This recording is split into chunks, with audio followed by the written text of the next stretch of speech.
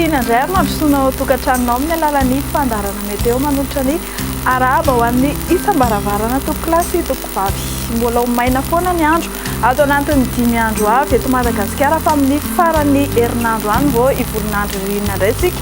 Izany hoe manomboka ny zoma dia hisitraka orana malefaka ny morontsiraka atsinanan'ny Madagasikara iray manontolo.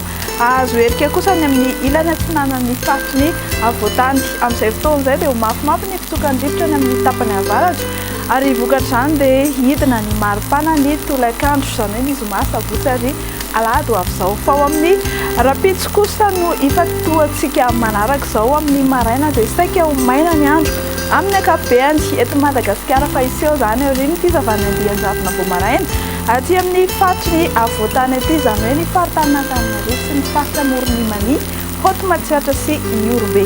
Ibalika be avokoa ny masoandro amin'ny rapitso tolakandro fa mety ho lalovandrao izany indraindray ny amin'ny faritra sasany.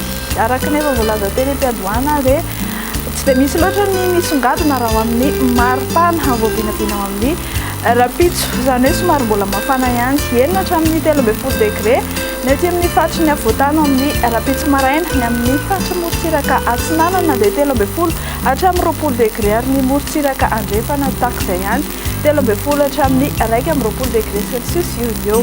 Ho amin'ny rapitso tolakandro dia toy izao ny antsipiriany amin'ny maripana ny faritany Antsiranana ny 30 degré, ny faritany Mahajanga 13 degré, ny aty amin'ny avoatany 20 degré, ho anareo any amin'ny faritany Toliara iny kosa dia 20 degré celsius. Ibalika be ny masoandro amin'ny rapitsony ny faritry Paris sy Johannesburg ary Comore. Anorana tandrifin-drahona kosa ao Milan sy Maurice, anorana tandrifin-drahona rakotrika ao Bangkok fa ifadilo eo ny Malte sy ny balika eo La Réunion sy Seychelles.